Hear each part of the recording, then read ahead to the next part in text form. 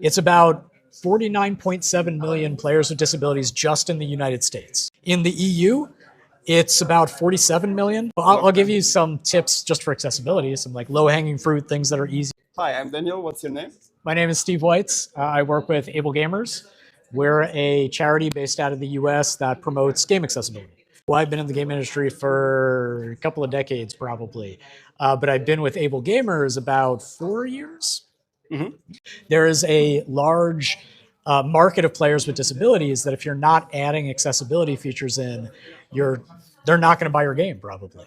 So just to give you an idea, if we talk about people with disabilities who play games, right? So players with disabilities, it's about 49.7 million players with disabilities just in the United States. Okay.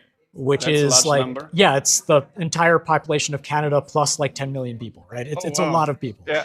In the EU, it's about 47 million Okay. people with disabilities who play games, right? Players with disabilities. That's the entire population of Spain, right? That's a lot of people. In Brazil, where my colleague is from, it's about 25 million people with disabilities who play games. So just in those three regions, you're looking at about 125 million players, and that's not including the rest of the world, right? So adding accessibility to the game makes it playable for 150 million people. Yeah, more. That's what probably. I understood. Yeah, much more. Sure. So I'll give you some tips just for accessibility, some like low-hanging fruit, things that are easy for everybody to that do. would be nice. Control remapping, so allowing players to map. So instead of having to press the A button to jump, they can now press the X button or something along those lines, right? That's really, really simple. And by doing that, it allows players to customize controls to something that works for them, right? Yeah. And on top of that, you could also just build accessibility into the game, make it universally designed so that as many people as possible could play the game without changing settings. Now, it's not possible to do that for literally everything, but it's a good starting.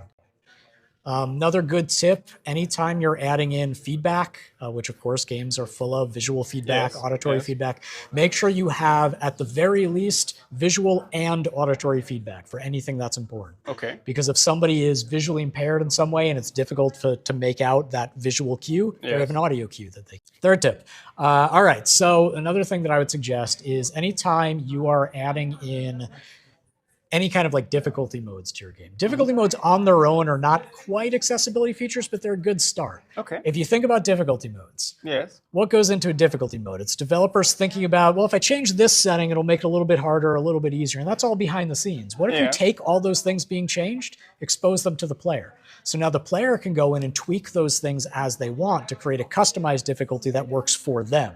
Yeah. So difficulty modes are fine as a starting point, but they shouldn't be the ending point. Okay.